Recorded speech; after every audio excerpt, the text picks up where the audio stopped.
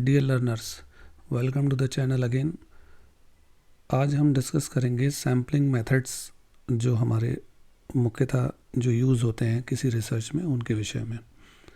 Sampling method एक ख़ास role play करता है रिसर्च में, एक तरीके से ब्रिज की तरह रोल प्ले करता है। ब्रिज किसके बीच में? स्टडी ऑब्जेक्टिव्स और पॉपुलेशन के मध्य में। यानी कि रिसर्चर के जो स्टडी के ऑब्जेक्टिव हैं और पॉपुलेशन जो है, इसके बीच में सैम्पलिंग मेथड जो है एक ख़ास रोल प्ले करता है। अगर रिसर्चर ने सही तरीके से और एक्यूरेटली सैम्पलिंग टेक्निक्स का इस्तेमाल किया है तो उससे उसकी फाइंडिंग जो होती हैं वो ज़्यादा रिप्रेजेंटेटिव हो जाती हैं और रिलायबल भी होती हैं।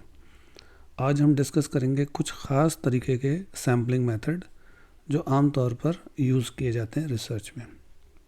सबसे पहला होगा रैंडम सैम्पलिंग मेथड। रैंडम से जहाँ समझ में आ ही रहा है ये कि ये रैंडम सैम्पलिंग मेथड है। देखिए, इस मेथड को इस तरह से यूज़ किया जाता है जिससे एक बड़ी पॉपुलेशन जो होती है उसके सैंपल को हम सेलेक्ट कर लेते हैं और उसकी पूरी संभावना होती है कि कोई भी सैंपल सेलेक्ट किया जा सकता है बाई चांस। जैसे इसमें लिखा है आगे भी कि हर मेंबर को पॉपुलेशन के एक इक्वल चांस मिलता है कि उसको सेलेक्ट किया जा सकता है। रैंडम सैम्पलिंग मेथड जो होता है उससे हम बायसनेस को मिनिमाइज़ कर सकते हैं और इसको ज़्यादातर यूज़ किया जाता है ऐसी पॉपुलेशन के साथ में जो होमोजेनस होती है। होमोजेनस का मतलब एक ही क्वालिटीज़ रखने वाली या एक जैसी पॉपुलेशन। यानी एक पॉपुलेशन, जैसे मान लीजिए ग्रेजुएशन वाले बच्चे हैं तो सारे बहुत बड़ी संख्या हो जाएगी ग्रेजुएशन वाले बच्चों की, या कोई और ऐसी पॉपुलेशन जो एक जैसे कैरेक्टरिस्टिक रखती हो, वहाँ पर उसको यूज़ करते हैं। बड़ी पॉपुलेशन है इसलिए हम हर एक मेंबर के पास जाके उसे चेक नहीं कर सकते, तो रैंडम सैम्पलिंग मेथड चुनी जाती है, उसमें हम काम करते हैं। इस तरीके के जो रिसर्च मेथड है उसको हम क्वांटिटेटिव रिसर्च मेथड में ज़्यादा यूज़ करते हैं, जैसे सर्वे करना। अब सर्वे में, एक्सपेरिमेंट्स में और इस तरीके की स्टडीज़ में जहाँ पर हमें हमारा जो ध्येय होता है वो ये होता है कि रिप्रेजेंटेशन हो जाए हर सैंपल का, और ऐसा सैंपल जो एक बड़ी पॉपुलेशन को रिप्रेजेंट करता हो। जैसे कि और देखते हैं इसमें आगे, it is use to reduce bias. ये पहले भी हमने डिस्कस किया कि इसमें बायसनेस को कम कर दिया जाता है, कम हो जाती है, इसकी एक कैरेक्टरिस्टिक ये है, और इससे हर मेंबर को बराबर चुनने का अवसर मिल जाता है। Stratified sampling. स्ट्रेटिफाइड में देखिए एक शब्द है यहाँ पर, ये मिला है स्ट्रेटा से बनकर, स्ट्रेटा से मिलकर बना है ये शब्द स्ट्रेटिफाइड। रिसर्चर यहाँ पर क्या करता है, पॉपुलेशन को पहले डिवाइड कर लेता है अलग अलग सब ग्रुप में, जिसको हम स्ट्रेटा कहते हैं, और उनकी कुछ ख़ास कैरेक्टरिस्टिक्स होती हैं जैसे एज, जेंडर या उनकी लोकेशन, और उसके उपरांत उन्हें रैंडमली फिर सेलेक्ट किया जाता है। जैसे एक हम एग्जांपल सेलेक्ट कर लेते हैं, जैसे हमें ग्रेजुएशन वाले बच्चे लेना है, किसी स्टडी के लिए सैंपल लेना है हमें ग्रेजुएशन वाले बच्चों का, तो हम उसमें लेंगे पहले बीए वाले, बीएससी वाले और बीकॉम वाले। तो यहाँ पर हमने जो ये स्ट्रीम वाइज उनका सिलेक्शन किया है, डिवाइड किया है, ये हो गया सब ग्रुप। उसके बाद भी उनकी संख्या चूँकि ज़्यादा होगी तो हम उनको रैंडमली सेलेक्ट करेंगे, जैसा कि ये लिखा है, फ्रॉम ईच सब ग्रुप। इस मेथड से रिप्रेजेंटेशन हो जाता है सारे सेगमेंट्स का पॉपुलेशन के, और ये मेथड जो है ज़्यादातर इस्तेमाल किया जाता है सोशोलॉजिकल या डेमोग्राफिक रिसर्च के लिए, जहाँ पर पॉपुलेशन को आसानी से कैटेगराइज किया जा सकता है डिफरेंट स्ट्रेटा में। और डिफरेंट कैटेगरी में, सब ग्रुप में कैसे कर सकते हैं, बेस्ड ऑन स्पेसिफिक कैरेक्टरिस्टिक्स, जैसे उनकी एज, जेंडर, इनकम या education level. It ensures representation from each sub group, यानी जो इससे सैंपल लिया जाएगा वो अपने सब ग्रुप को रिप्रेजेंट करेगा, जिससे कि हमारी फाइंडिंग जो होंगी रिसर्च की वो मोर एक्यूरेट होंगी हर कैटेगरीज के लिए। क्लस्टर सैम्पलिंग, यहाँ पर पॉपुलेशन को डिवाइड किया जाता है डिफरेंट ग्रुप्स के अंदर और उसके बाद में रैंडम सिलेक्शन किया जाता है हर तरीके के जो भी हमारे ग्रुप हैं स्टडी के लिए। रिसर्चर यहाँ पर क्या करता है कि पहले तो वो सैंपल लेता है इंडिविजुअल से चूजन क्लस्टर जो भी हमारे ग्रुप्स हैं उसके अंदर। क्लस्टर सैम्पलिंग जो होती है वो एक लार्ज सैंपल जहाँ पर होता है पॉपुलेशन का उसके लिए यूज़ की जाती है। It is useful in studies where the population is spread over a wide geographical area in situation where it's challenging to access every individual. यानी बहुत बड़ी अगर पॉपुलेशन है, जनसंख्या है या जो भी हमारा सैंपल साइज़ है तो हर इंडिविजुअल तक हम नहीं जा सकते, वहाँ पर इसका यूज़ किया जाता है। इसका यूज़ हम ज़्यादातर करते हैं एपिडेमियोलॉजिकल रिसर्च के लिए, मार्केट रिसर्च के लिए या ऐसी स्टडीज़ के लिए जहाँ पॉपुलेशन सेंसस के रूप में होती है। जैसे मान लीजिए एपिडेमिक से बना है ये शब्द, इसका मतलब ये है कि जहाँ बीमारियों पर रिसर्च हो रही है या मार्केट पर रिसर्च हो रही है, कंज्यूमर बिहेवियर पर हो रही है।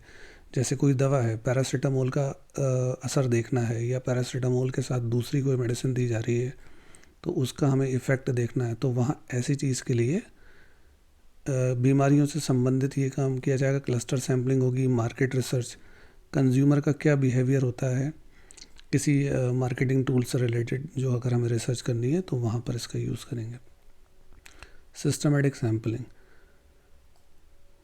सिस्टमेटिक सैम्पलिंग में क्या होता है, रिसर्चर सेलेक्ट करता है हर एक ख़ास तरीके की जो क्रमवार अध्ययन इसमें किया जाता है। देखिएगा अभी आप, researcher select every nth number from A population after establishing A starting point at random. मान लेते हैं कि अगर पॉपुलेशन है उसमें 1000 लोग हैं और उसमें सैंपल साइज़ लेना है हमें 100 लोगों का, तो हर 10वें नंबर पर इंडिविजुअल को सेलेक्ट किया जाएगा रैंडम सिलेक्शन के आधार पर। जैसे 1 से लेकर 10 तक कर लिया, उसके बाद में फिर और इस तरीके से इसी क्रम में बढ़ते चले गए।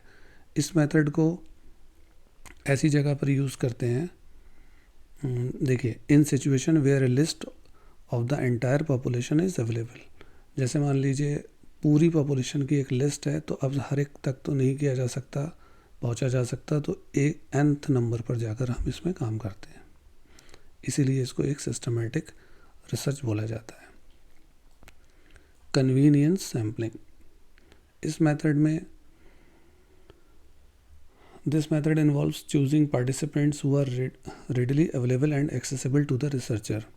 रेडली का मतलब यहाँ पर यह है आसानी से अवेलेबल हो जाते हैं। जब रिसर्चर को अपना सैंपल जो होता है बहुत आसानी से एक्सेसिबल होता है तो वहाँ इस तरीके के सैम्पलिंग में, इस तरीके की सैम्पलिंग को हम कन्वीनियंस सैम्पलिंग कहते हैं।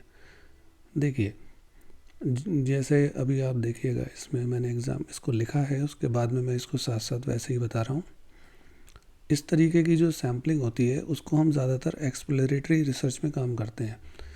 एक्सप्लोरेटरी रिसर्च का मतलब है जैसे क्वालिटेटिव रिसर्च होती है, क्वालिटेटिव रिसर्च में जहाँ पर किसी क्वेश्चन का जवाब नहीं मिल पाया है या किसी कोई फाइंडिंग सही तरीके से नहीं हो पाई है और उसको और ज़्यादा फर्दर रिसर्च किया जाता है। जैसे फोकस ग्रुप में हम काम करते हैं या इंटरव्यूज़ के थ्रू या केस स्टडीज़ के थ्रू जब हम करते हैं तो ऐसे रिसर्चर्स को एक्सप्लोरेटरी रिसर्च बोलते हैं। या जैसे पायलट स्टडीज़ की जाती हैं तो इनमें जहाँ पर हम डायरेक्टली पहुँच सकते हैं किसी अपने सैंपल के पास, जैसे हमें पता है कि यही पर्सन जो है इसके साथ हम केस स्टडी कर सकते हैं या ऐसे ग्रुप हैं इनके साथ हम जाकर काम कर सकते हैं, तो इन तक पहुंचना इजी रहता है, इसीलिए इसको कन्वीनियंस सैम्पलिंग कहते हैं।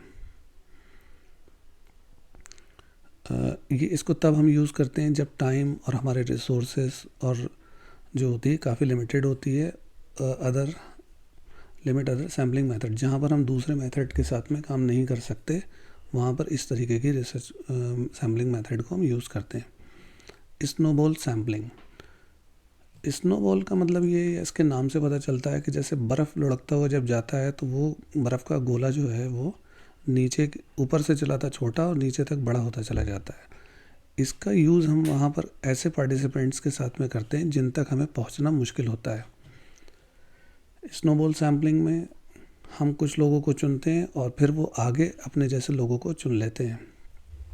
जैसे मैं इसमें देखता हूँ, अगर नहीं होगा एग्जाम्पल तो बताऊँगा इसमें। और अभी इस मेथड को यूज़ किया जाता है कुछ ख़ास तरीके की निश के लिए। निश यानी कोई कैटेगरी या मार्जिनलाइज ग्रुप के लिए। इस मेथड को हम यूज़ करते हैं